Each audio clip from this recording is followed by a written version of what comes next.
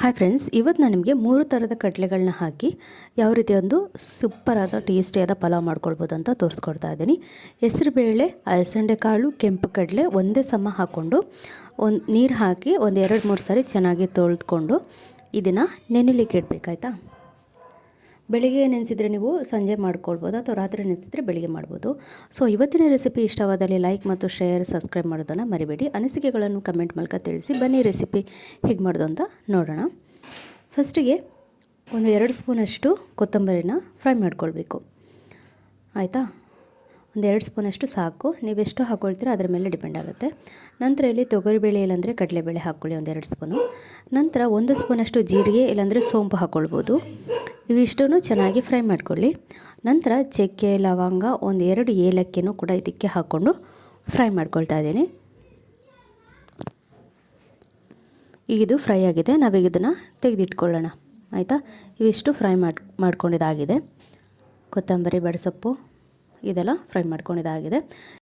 ಇಲ್ಲಿ ನಾನು ಅರ್ಧ ಗಡಿ ತೆಂಗಿನಕಾಯಿ, ನಂತರ ಕೆಂಪು ಮೆಣಸು, ಕಾಯಿ ಮೆಣಸು, ಟೊಮೆಟೊ, ನೀರುಳ್ಳಿ, ಶುಂಠಿ ಬೆಳ್ಳುಳ್ಳಿ ಹಾಕ್ಕೊಂಡಿದ್ದೀನಿ. ಖಾರಕ್ಕೆ ಬೇಕಾದಷ್ಟು ನೀವು ಕಾಯಿ ಮೆಣಸು ಮತ್ತು ಕೆಂಪು ಮೆಣಸನ್ನು ಹಾಕ್ಕೊಳ್ಳಿ. ನಂತರ ಫಸ್ಟಿಗೆ ನಾನಿಲ್ಲಿ ತೆಂಗಿನಕಾಯಿನ ನಾನು ಸ್ವಲ್ಪ ಪುಡಿ ಮಾಡ್ಕೊಳ್ತೀನಿ. ಯಾಕೆಂದರೆ ನನ್ನ ಕೈಯಲ್ಲೇ ಸೀಳಿರೋದ್ರಿಂದಾಗಿ. ನೀವು ತುರಿದಿದ್ದರೆ ಡೈರೆಕ್ಟಾಗಿ ಎಲ್ಲ ಒಟ್ಟಿಗೆ ಹಾಕಿ ಗ್ರೈಂಡ್ ಮಾಡ್ಕೊಳ್ಬೋದು. ಫಸ್ಟಿಗೆ ಇಲ್ಲಿ ನಾನು ಸ್ವಲ್ಪ ನೀರು ಹಾಕಿ ಇದನ್ನು ಪುಡಿ ಮಾಡ್ಕೊಂಡಿದ್ದೀನಿ. ಆಯಿತಾ, ಈಗ ಈ ನೀರುಳ್ಳಿ, ಟೊಮೆಟೊ, ಕಾಯಿ ಮೆಣಸು, ಕೆಂಪು ಮೆಣಸು ಎಲ್ಲ ಹಾಕಿ ಇದನ್ನು ರುಬ್ಕೊಳ್ಬೇಕು.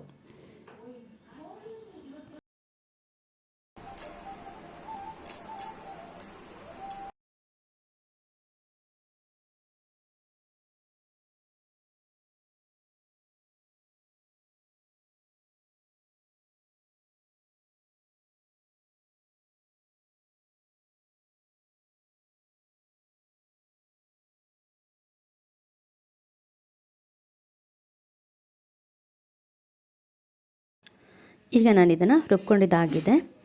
ತುಂಬ ಗ್ರೈಂಡ್ ಆಗಬೇಕಂತೇನಿಲ್ಲ, ಸ್ವಲ್ಪ ತರಿದ್ರೂ ಏನಾಗಲ್ಲ. ತುಂಬ ನುಣ್ಣಗೆ ಬೇಕಂದ್ರೆ ನೀವು ಸ್ವಲ್ಪ ನುಣ್ಣಗೆ ರುಬ್ಕೊಳ್ಬೋದು. ಈಗ ಇಲ್ಲಿ ಎಣ್ಣೆ ಹಾಕ್ಕೊಳ್ತಿದ್ದೀನಿ. ಎಣ್ಣೆ ಇಲ್ಲಾಂದರೆ ತುಪ್ಪ ಹಾಕ್ಕೊಳ್ಬೋದು.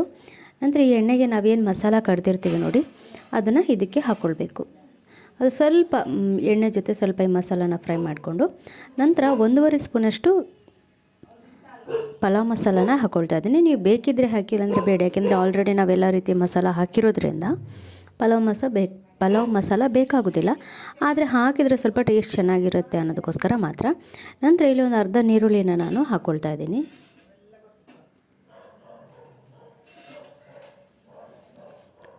ನಂತರ ಈ ನೆನೆಸಿಟ್ಕೊಂಡಿರೋಂಥ ಕಾಳುಗಳನ್ನ ಹಾಕ್ಕೊಳ್ತಾ ಇದ್ದೀನಿ.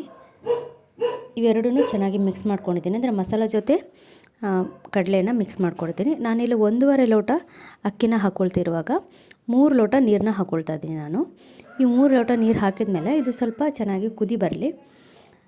ನಂತರ ಇದಕ್ಕೆ ಹುಳಿ ಆದರೂ ಹಾಕ್ಕೊಳ್ಬೋದು, ಅರ್ಧ ಲಿಂಬೆನಾದರೂ ಹಾಕ್ಕೊಳ್ಬೋದು. ಈಗ ಇದು ಕುದೀತಾ ಇದೆ. ತೊಳೆದಿರೋಂಥ ಅಕ್ಕಿನ ನಾನು ಇದಕ್ಕೆ ಸೇರಿಸ್ಕೊಳ್ತಾ ಇದ್ದೀನಿ. ಆಯಿತಾ, 1-2 ಸರಿ ಕೈ ಆಡಿಸಿ ಈ ರೀತಿ. ಈಗ ಇದನ್ನು ಮುಚ್ಚಿಬಿಟ್ಟು 2 ವಿಸಿಲ್ ತೆಗೆಸ್ಕೊಳ್ಳೋಣ. ಈಗ ಇದು 2 ವಿಸಿಲ್ ಕೂಗಿದಾದಮೇಲೆ ನಾನು ಕೆಳಗೆ ಇಳಿಸ್ಕೊಂಡು 1-2 ಸರಿ ನಾನು ಇದನ್ನು ಮಿಕ್ಸ್ ಮಾಡ್ಕೊಂಡಿದ್ದೀನಿ. ಇದನ್ನು ಹೀಗೆ ತಿನ್ನಲಿಕ್ಕೂ ಚೆನ್ನಾಗಿರುತ್ತೆ, ಮೊಸರು ಜೊತೆ ತಿನ್ನೋದಕ್ಕೂ ಚೆನ್ನಾಗಿರುತ್ತೆ. ಸೊ ಇವತ್ತಿನ ವಿಡಿಯೋ ಹೇಗೆ ಅನ್ನಿಸ್ತು, ಇಷ್ಟ ಆಯಿತಾ? ಇಷ್ಟ ಆದರೆ ಲೈಕ್ ಮತ್ತು ಶೇರ್, ಸಬ್ಸ್ಕ್ರೈಬ್ ಮಾಡೋದನ್ನು ಮರಿಬೇಡಿ.